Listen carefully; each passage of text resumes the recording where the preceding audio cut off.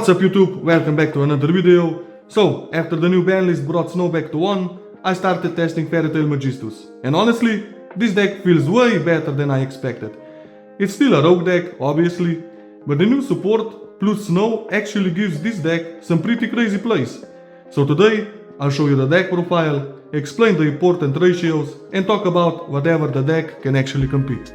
So without further ado, let's begin. Starting off with the main deck, of course playing 3 copies of Luna. This is one of your best starters in this deck. It can search any spellcasters with 1850 attack, and also she can be your endboard piece because she's a bounce. So yeah, one of the best cards in the deck, nothing more to say. I'm running 2 copies of the new Fairy Tail Magistus. This is your spell and trap searcher, and she can also extend from the hand or graveyard if you control a spellcaster with 1850 attack. So I do not think you need 3 copies of this. She's a good card, but you run out of the Fairy Tail spells pretty quickly. And then, welcome back from the ban list, 1 Snow. You all know what Snow does. The best card in this deck. Not once per turn. Book of Moon. So yeah, you have to play Snow. And then, the honorary Fairy Tail card. I played 3 Genie of the Ring. I think this card is quite important to play at the 3 of for now. But when we get the new Endymion support in the betas of Legend, I think this can be cut even to 1 copy. But for now, before the Endymion support, you kinda have to max out on the very important extenders that this deck actually lacks. So yeah, and what this card does, she turns any monster on the field, yours or opponent's, to spellcaster, and then she special summons itself. So that's why this card is really good, and you can make your Super Poly live. Spoilers, I play Super Poly. Then I play 2 copies of Fairy Tail Ball. This is one of your starters also, but you do not need more than 2. It can add your one of your Fairy Tail monsters to your hand. Your Fairy Tails can attack directly, and the most important effect of this card is that when your opponent special summons a monster, you can turn its name to Fairy Prince and negate its effect. So once again, Super Poly is live. Then for the 1-ups, I play 1 Tales of the Fairy Tail. This is your fusion play. It's not once per turn, funny enough. If you open it, it's not that bad. Just equip it to 1 monster and then fuse it. And then for the graveyard effect, you can equip it again and then fuse again. So, really good card. And then, Once Upon a Fairy Tail. This is the new quick play. It can special summon up to 1 light Fairy Tail monster each from your hand, graveyard or banishment. In some combos, in some scenarios, you can special summon all 3 of them. And funny enough, when it's sent to the graveyard, except from the field, it can reset itself. So even if you banish it with Snow, discard it with Super Poly, Droplet, and whatever, it will always set itself back. And then for an honorary starter of the Fairy Tails, Instant Fusion. This is one of your best starters. Just go Instant Fusion and special summon any of the new boss monsters that we are going to get to in a minute. So yeah, that's all for the Fairy Tail lineup in the deck. Next up we have the Magistus lineup. We have 3 Spenta. Of course, this is one of your best starters, even better maybe than Luna. But the reason the Magistus are so good in this deck, it can breach into your Fairy Tails, so that's why I think you kinda have to play the Magistus engine in this deck. Then you have 1 Crowley and 1 Zoroa. You all know what this guy does. And then I play only 1 Aureliona, the Magistus of Air. This card is really a good normal summon. It can searches you any Magistus spell traps, which we will get into it in a minute. But playing more than 1, I think it's really bricky, so that's why I decided to cut it to 1. And then for the other Magistus, I play 3 copies of Wear Magic, Lacrime of Light. Now this is one of your best spells in this deck. If you do not know what this card does, it is always treated as a Magistus or a Witchcrafter card, and activate one of this effect, but you can only use each effect of Wear Magic, Lacrime of Light once per turn. So, if you control a Magistus or a Witchcrafter monster, send 1 spellcaster or 1 spell from your deck to the graveyard. And the other effect is when your opponent activates a card or effect, special summon one Magistus or Witchcrafter monster from your hand or deck. So, what does this mean?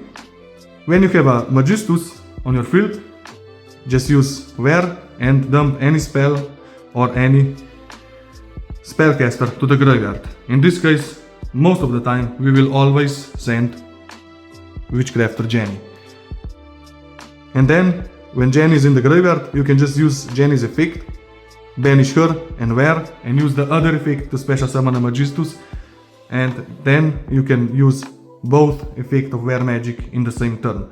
So I think that's why Jenny is really important in this deck, but yeah. And that's all for the lineup of the Magistus / Witchcrafter cards in the deck. Next is just non-engine. I decided to play 3 copies of Ash. Ash is really not that good this format, but you kinda have to play it because you want to counter Mulcharmis. And speaking of Mulcharmis, I played 3 Fuvalos, of course. And then I played 2 Droll, because Sky Striker and Mitsu are still live, so that's why I decided to go with Droll. And then I decided to play more non-breakers. That's why I decided to go with 3 Droplet and 2 Forbidden Crown. And for the last Word Breaker, the best one for this deck is, of course, as you all know, 3 Super Poly. And yeah, that's all for the main deck, 40 cards clean. If you're enjoying this deck profile so far, make sure to subscribe, because I'm also working on a combo video and gameplay testing for this deck. Okay, moving on to the extra deck, we are playing the 2 copies of Tailor of Fairy Tails.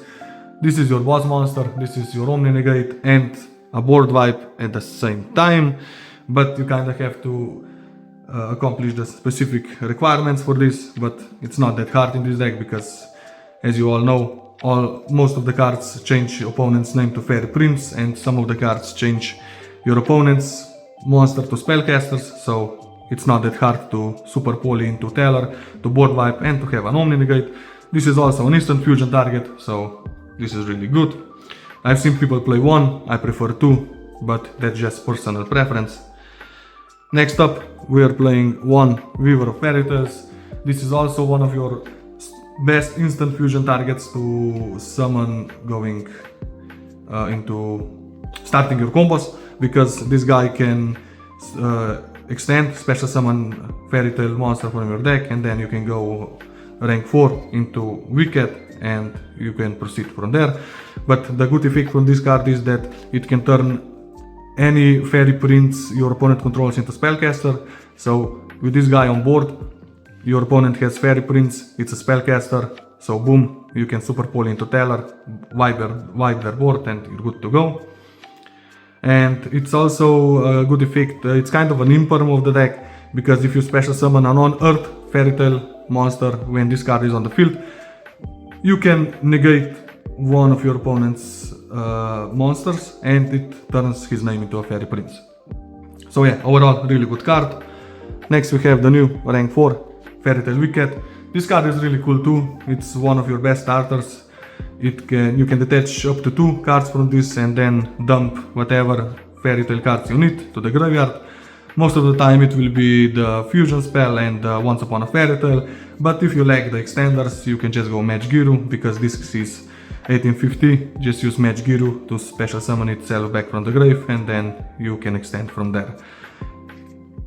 And then for the Magistus part of the deck we have 1 Zoroa and 1 Makaba. I really like Makaba because in the combo you can, on your opponent's turn, you can go into Makaba while you have Zoroa and Tailor, so you have like 3 negates and potentially Snow in the Grave, so you're not losing that game.